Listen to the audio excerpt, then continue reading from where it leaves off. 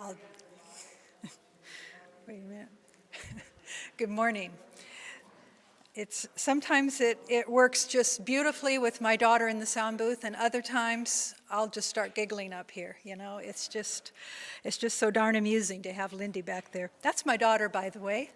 Yep, if you didn't know. Yeah, that's Lindy. She's been helping us do these services. Right now, let's set the tone.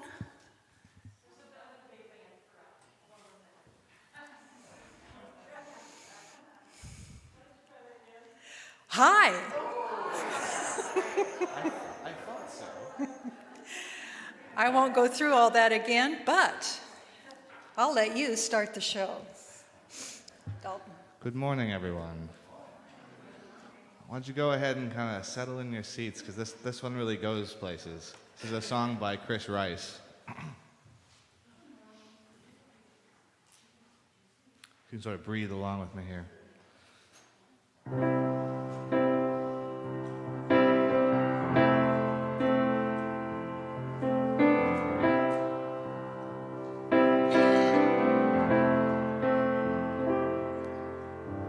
Every day is a journal page. Every man holds a quill and ink. And there's plenty of room for writing in all we do and believe and think. So will you compose a curse, or will today bring a blessing? Fill the page with rhyming verse, or some random sketching. Teach us to count the days. Teach us to make the days count. Lead us in better ways. But somehow our souls forgot. Life means so much. Life means so much. Life means so much.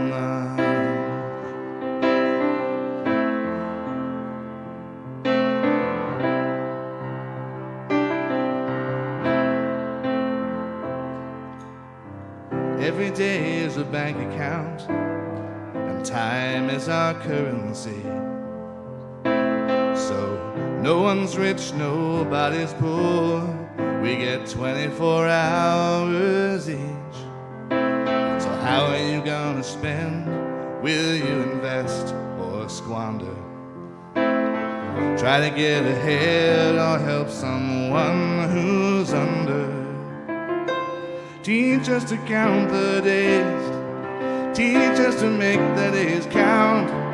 Lead us in better ways. Somehow our souls forgot. Life means so much. Life means so much. Life means so much.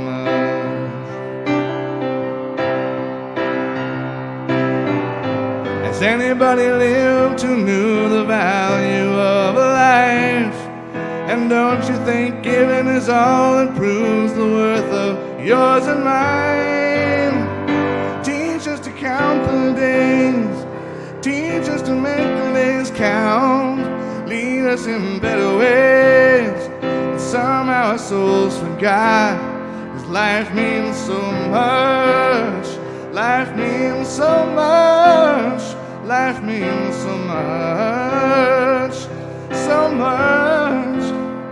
'Cause every day's a gift that you've been given. Make the most of the time. Every minute you're living. Every day's a gift you've been given. Make the most of the time. Every minute you're living. Every day's a gift that you've been given. Make the most of the time. Every minute you're living. Every day's a gift that you've been given. Make the most of the time. Every minute you're living. Every day's a gift you've been given. Make the most of the time. Every minute you're living. Every day's a gift you've been given. Make the most of the time. Every minute you're living. Every day's a gift you've been given. Make the most of the time. Every minute you're living. Every day's a gift you've been given. Make the most of the time. Every minute you're living.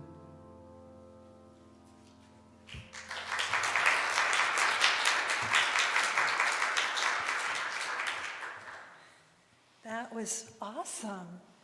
I want your album. Are you going to create an album? Awesome. Doesn't that just make you happy? He can be really cool. Snap and sing and play at the same time. Thank you. Thank you. What a way to start our service.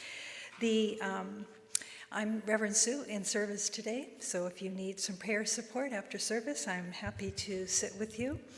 And we have, though I know you're eager to go out there and shop, we have the book sale going on in the foyer, and the last day for the jewelry sale is in the social hall. So there's somebody in there to help show you around in that, and it's been very successful, both of those ventures, so we appreciate it a lot. I want to remind everyone, if you've had a endowment idea for a grant that you know could improve our center in any way, we have till May 1st to receive those documents, and there's an application with Jill. Thank you, Jill, for being in service today at the board desk. And also, the next weekend is a big weekend for Dr. Andrea. She's visiting us from Bellingham Center. She used to be a founding minister here, for those of you that remember Andrea. She and I are doing a Women's Day, Finding Sacred Balance, on Saturday, and then she's going to do a workshop. She speaks on Sunday and inspires us, and then there's a workshop from noon to 2 right after called Medicine for the Spirit. So, great weekend to be filled up with her wisdom and her spirit. So those are the announcements, and I wanted to also share on behalf of Dr. Mary. She represents us at the Shasta Interfaith, and this is a statement that came from Shasta Interfaith, and this was written on behalf of Interfaith by Reverend Joe Major, who is one of the members of the Interfaith, and he represents the First United Methodist Church.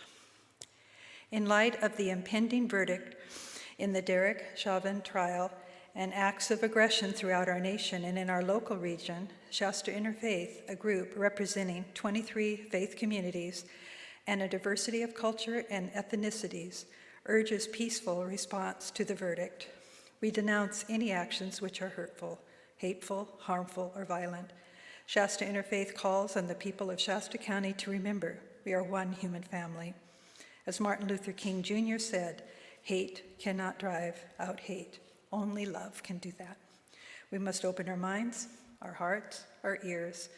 As local faith leaders, we urge all citizens to truly see, listen to, and understand one another in a spirit of love, compassion, and nonviolence. Shasta Interfaith. So thank you for taking that pause to set our consciousness in the right direction. I want to remind you to silence your cell phones. Is there anyone new here visiting with us today? Oh, welcome, welcome. On the way out, there's a green packet on the wall there that's a friendship packet, or maybe Jill, you can hand her one. Thank you for being here today. We'll be happy to show you around if you're curious about the grounds. Okay, I think we're going to go into our reading, and then we'll sound the bell, and we'll start our message. Today it's called, and this is a real challenge for the one wearing the Invisalign. You'll do it. Thank you.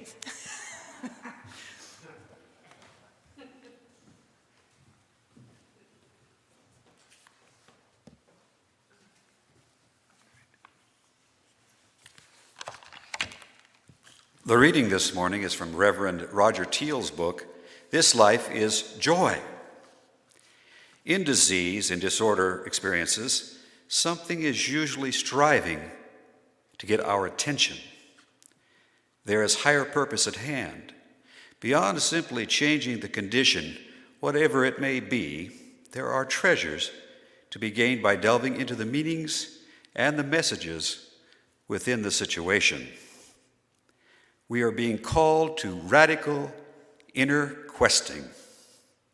And by agreeing to this larger adventure, we seal a sacred covenant with spirit, with love, and with intelligence that invokes experiences, opportunities, and insights that often lead to profound blessings and healings at great depth.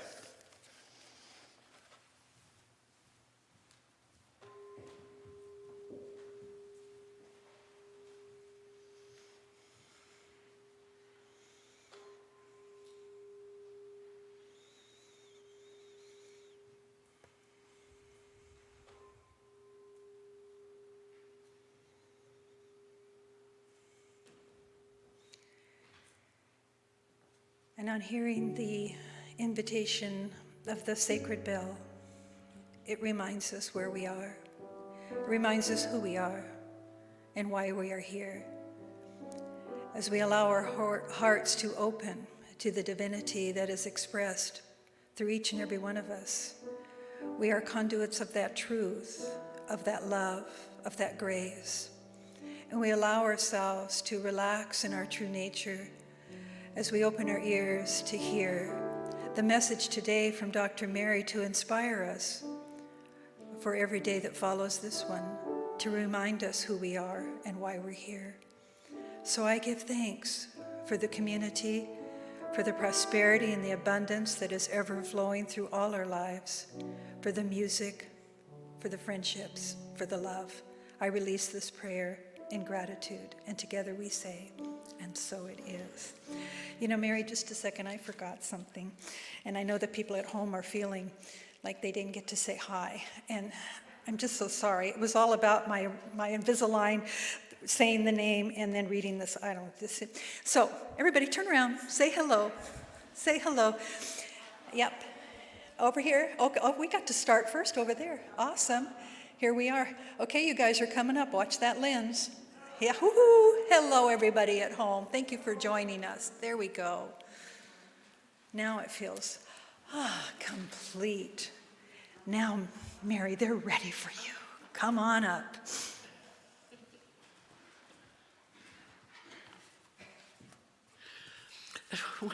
When I read the title of this topic, I went, what in the heck is that? Bless-itation, B-L-E-S-S-itation. So Lori and I were talking about it this week in the office, and she interpreted it as bless invitations. So that's how I'm going to approach it. So I'll give you one chance to tell me what you think is the greatest invitation for us this past year. COVID. Dealing with COVID and how it's changed our lives. Could it be a blessed invitation? Something to think about. So I Googled blessings of COVID, and I love Google, and here's what I found. It's the first time in a long time that a third of the people in the whole world were negatively affected by a disease. Our lives shifted almost overnight, as you probably remember, and we here at the center did a full 180. We're open full, we're closed. And the most important thing is we realized we weren't alone in this. Not alone at all, because it impacted the entire world in a lot of different ways. We know we're all in this together, and it's together that we're going to survive this. You know, it wasn't long before countries started shutting down that people got a little angry. And I know in Spain, there were videos of teachers on their balconies teaching the children as they sat in the street. And then in the evenings, people would go on their balconies and sing to honor all the healthcare workers out there. And so that kind of caught on. And people started helping their neighbors, going shopping for the elderly and the disabled. And more than 62 million people downloaded video conferencing apps so they could continue to connect with coworkers, with their colleagues, their friends, and different family members. It became a habit in many places that at 8 o'clock at night, people would come out into the street and pay tribute to the frontline healthcare workers. And Rich and Carrie, are you here today? Rich and Kelly. Anyway, they have been these past however many months, every night. They live on a cul-de-sac. All the neighbors come out in the street. They bring pans and pots, and for quite a while, they just bang them all in honor of the frontline healthcare workers. And they've gotten to know their neighbors a lot more, and they become friends with them, and they look forward to it. And it's like, oh, we don't want it to end. No, wait a minute, it's okay.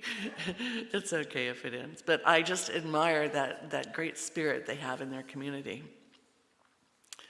So, you know, now we're involved in a more virtually connected world.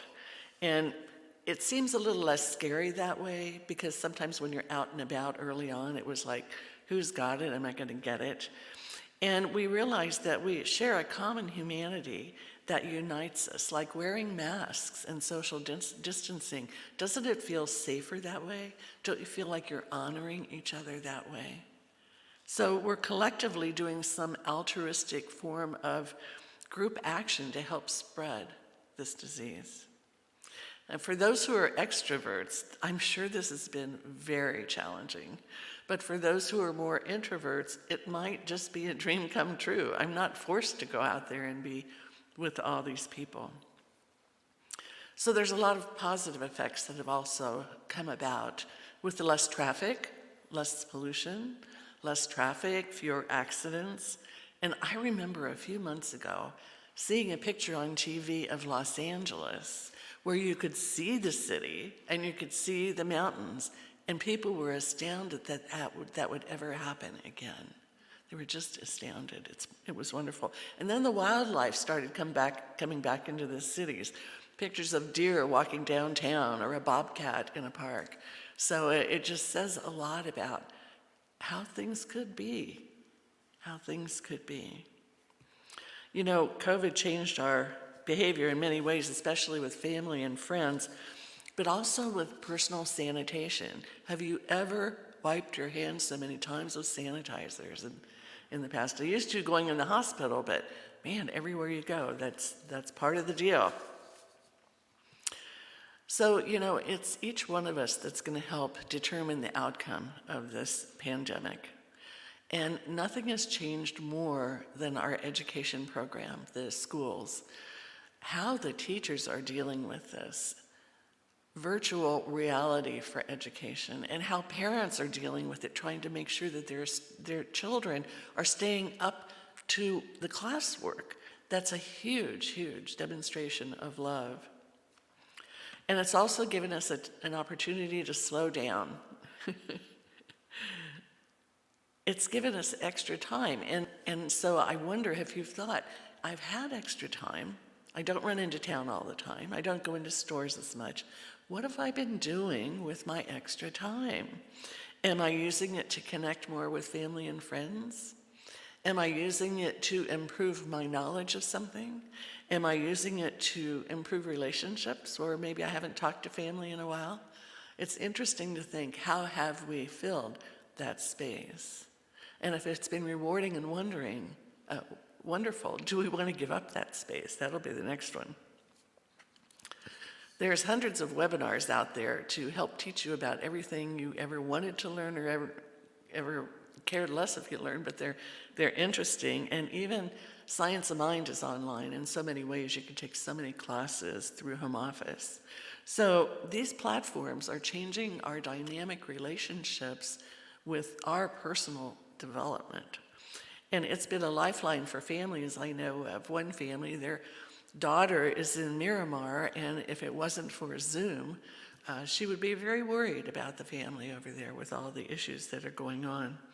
And for businesses, it's redefined what work is. Work can now be at home. Work can now just be wherever you are on Zoom. So that's another interesting effect. In reading the positive effects of this blessing called COVID, I came upon NASA and the European Space Agency. And they've been taking photos from space of pollution levels in all countries for a long time. But after so many countries locked down, they were fascinated by the pictures they were getting. And now you can go online and see the LA before and after, New York before and after, Spain before and after. And in Italy, Spain, France, China, and the US, there are air pollution reductions 20 to 30%. I didn't know it was that high. But when you look at the maps, you see that, and it's amazing what's been done. So the question for scientists is, can we do it even better? How can we do it even better and maybe not return to those very, very polluted cities that has such an impact on our health? So I see COVID as a blessed invitation for good, for more good in the world, for more people to do more good, to help each other, to help the environment. In Romans 8:28, it reads, "And we know that all things work together for good." Science of Mind, page 32. We all wish to feel that the power behind everything is good, and we are creative. Page 35, the realization of good is universal, and as much of good as you are able to incorporate in your life is there for you. That's pure science of mind, isn't it? Page 184, always expect the good. Have enthusiasm above all. Have a consciousness of love, that feeling flowing through your consciousness of unity with all good. You know, if we say we can only experience a little good, that's just about how much we're going to experience. So we've learned that it's our belief, our intention, that makes all the difference. It sets the limits of our intention, how much we believe. You know, I've been reading a new book out by Ram Dass. It's called Being Ram Dass, and it covers his whole life. I've always been a Ram Dass fan since Dr. James first introduced me to this colorful character in the early 90s. But it's his whole life. And so I was very challenged to read again. I have years of experimentation with psychedelics. I mean, I would never choose to do that to my body, but he was fascinated. How can I become enlightened with psychedelics? And once I become enlightened, how can I stay there? How many days do I have to do drugs to stay in enlightenment?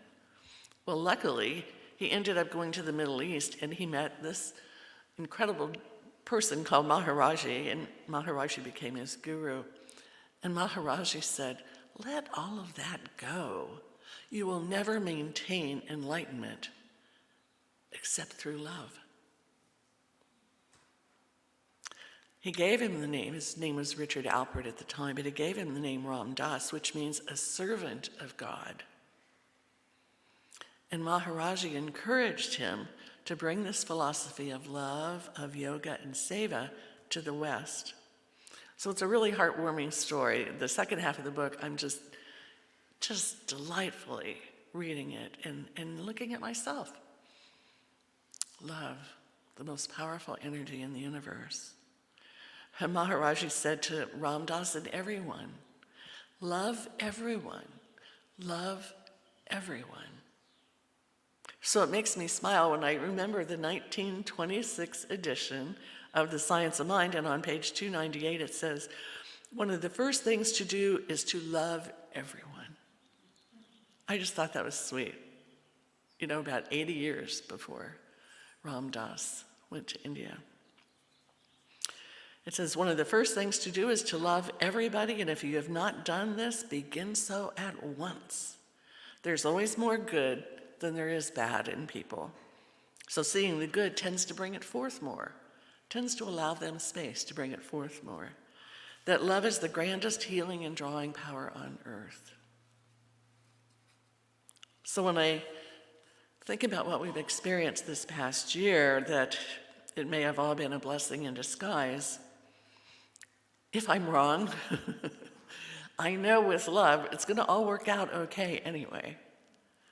So why not support moving through COVID onto our new realization about life in this world with love?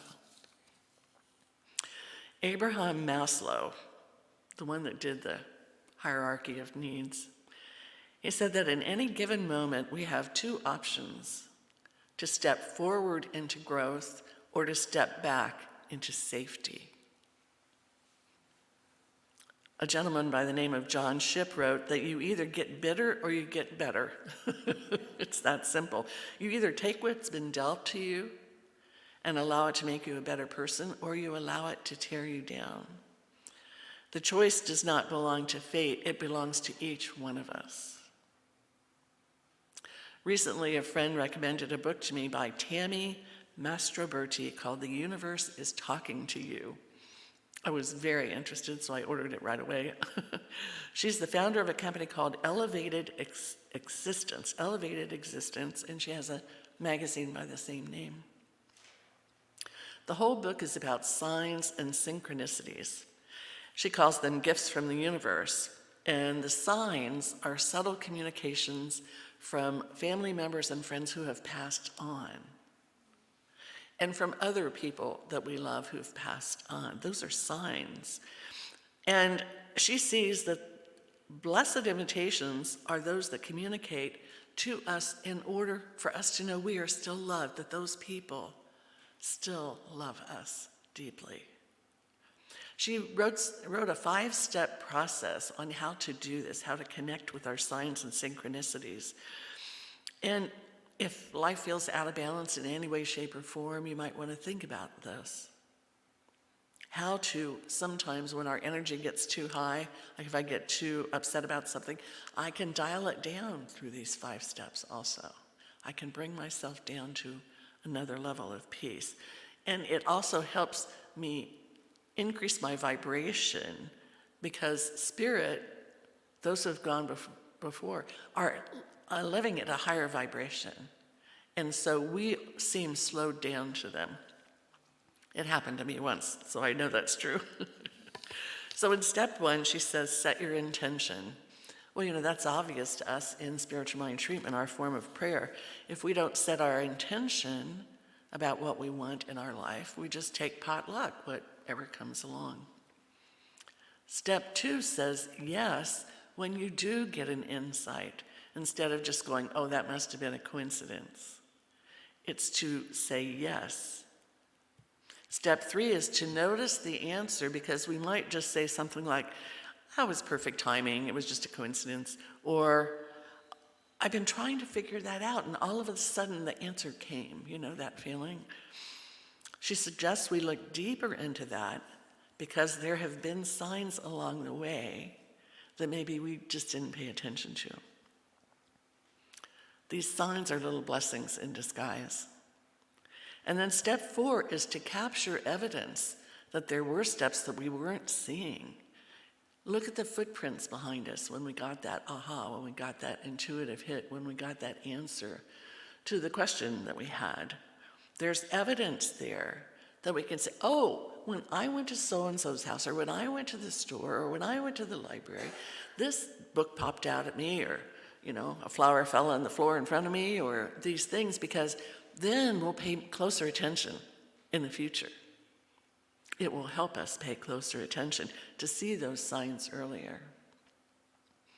Step 5, she says, is in the morning and in the evening, raise your level of vibration. Now, one way to do this is do a string of gratitude statements. I'm so grateful, so grateful, so grateful.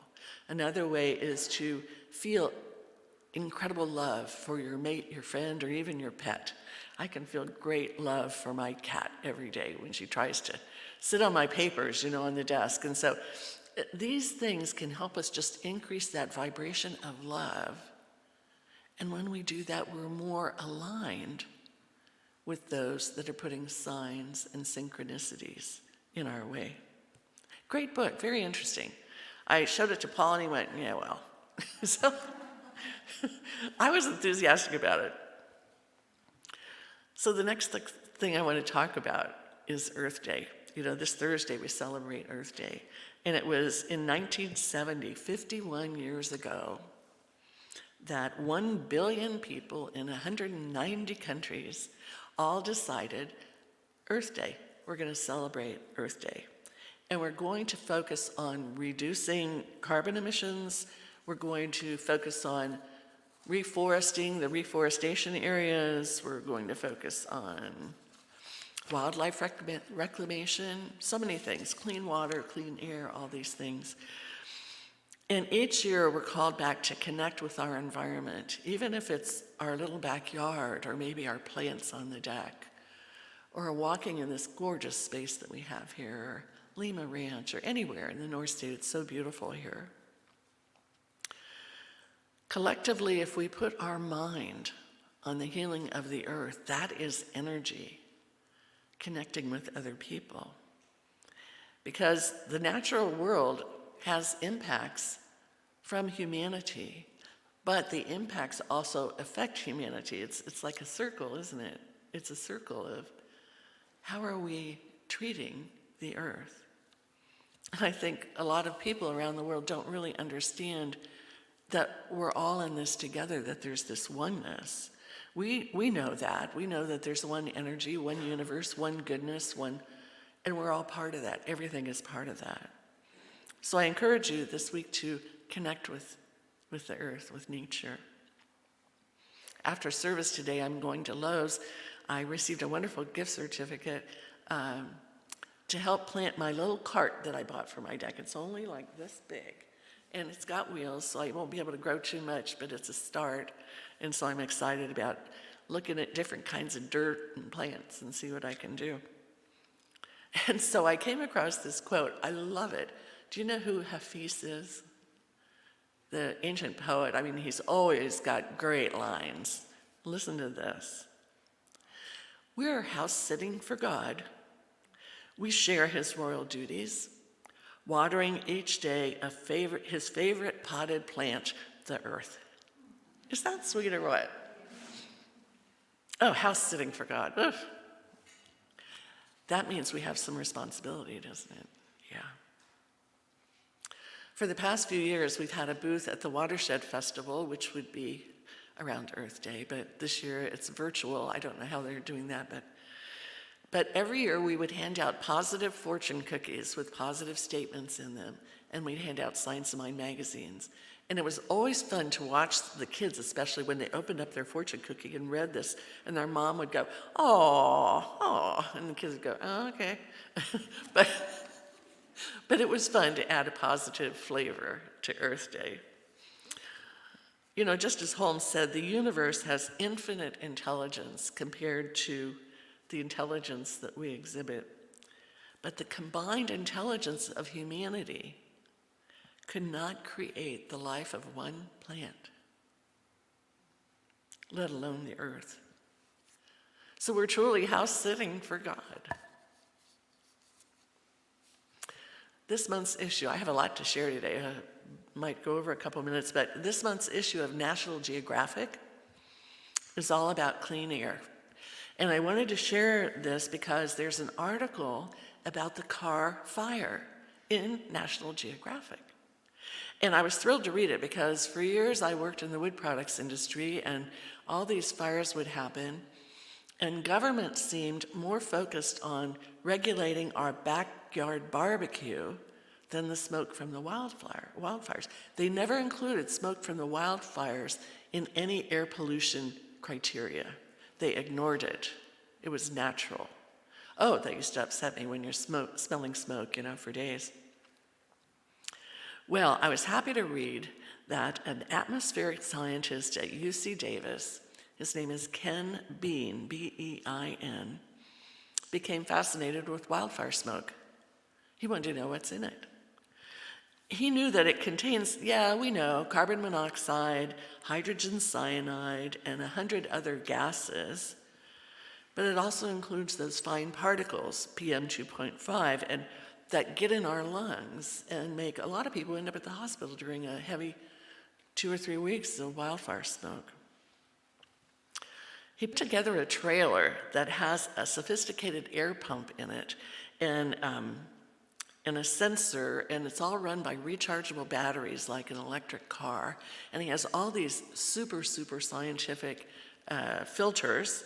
And so he goes up to a wildfire and turns that baby on and collects the air, and then goes here and then goes there. And because scientists want to know, how does wildfire smoke, all those carcinogens, affect us, affect our body, affect our health? Sometimes, last summer, how many weeks were we breathing that? So in this article, when the car fire started and it looked like it was heading right towards Redding, he brought his trailer up here to gather more data. By the time he got here, it was already one of the biggest wildfires in California history. He knew that the particles he would be gathering came from burning trees, grass, homes, pedestrian bridges, light posts, fences, parked cars, housing insulation, housing shingles, refrigerators, paint, and so on. Now just let your mind grasp that, all in wildfire smoke. By the time the fires were out, he had a collection of more than 6 dozen sheets of scientific-grade filter paper loaded with evidence, and scientists all over the West wanted one of those. He became a hero.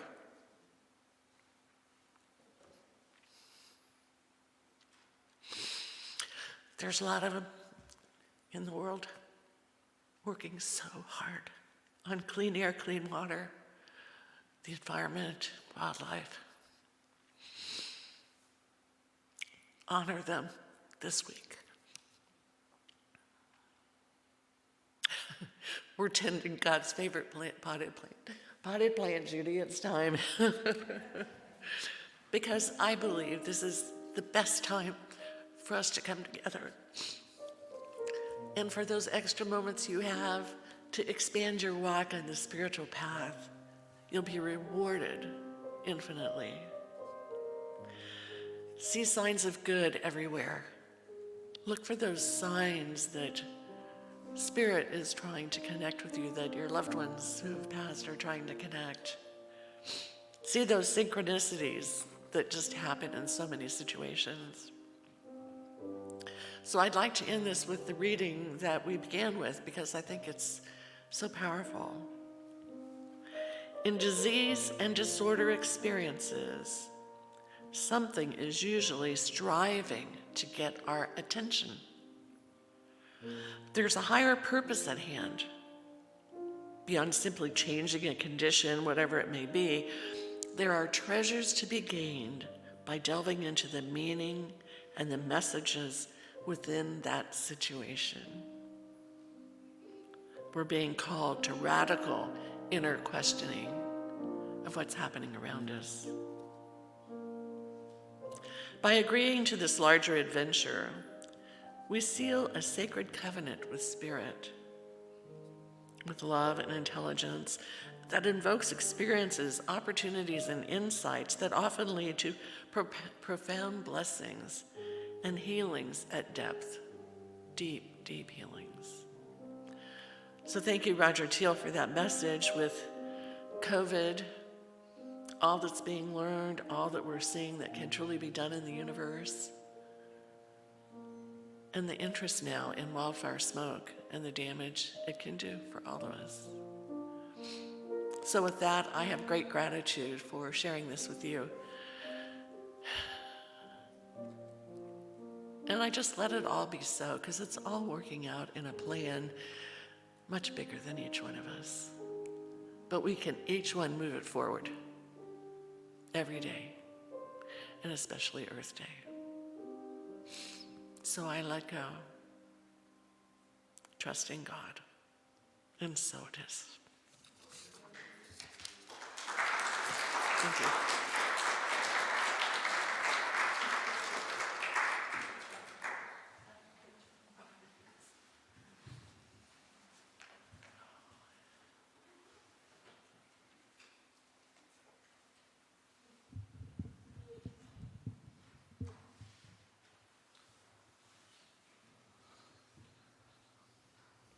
And with that,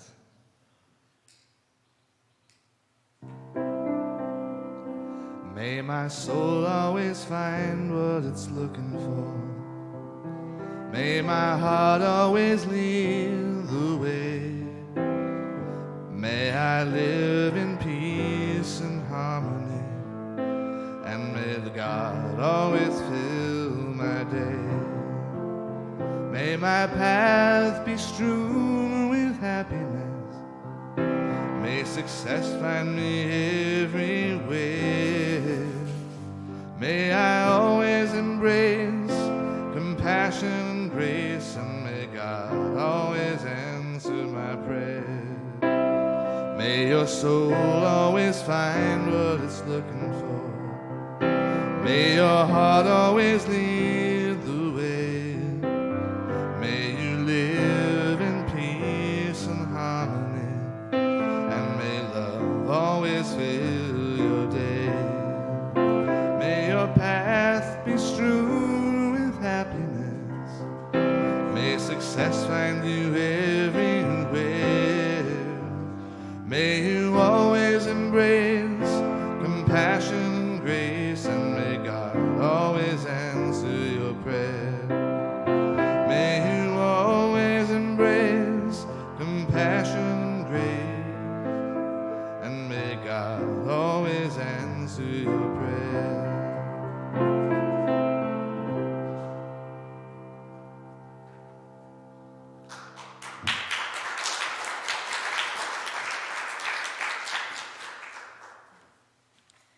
That is a beautiful song to tie the message in with, may God always answer all your prayers. What a beautiful day this is. So this ends our service. I want to remind you about the book sale and to visit the social hall, and Reverend Dr. Mary will be in the bookstore if you want to look at some of the art from that is on display in there, and some of the cards that she's put together. It helps support the program for her prisoner that she's been following, and they are comrades in the teaching. She's been helping him along beautifully. So the offertory baskets are at both exits, and we appreciate your donations always. And so feel the beauty that surrounds us, and share with me the offertory, because it's all because of you we have this. Gratefully I give with an attitude of abundance, for I know as I give I do receive. Thank you, and so it is. It's such a beautiful blessing and a reminder that we are always in support of one another. I want to also thank Hazel. She's been the chair for this book sale, and it just came together so beautifully. She's got a magnetic energy that just makes you want to help, and so it's fun. So enjoy that, enjoy the jewelry, enjoy the bookstore, enjoy this day, enjoy the message as it continues to inspire you throughout the week as you breathe beautiful air, beautiful air. So let's do our closing affirmation. There's only one life. That life is God's life. That life is perfect. That life is my life now. And with the sense of all people, all good, there's only one life. Let them hear it. That life is God's life. That life is perfect. That life is your life now. And so it is. That's how it happens. Have a beautiful day, and again, thank you for being here.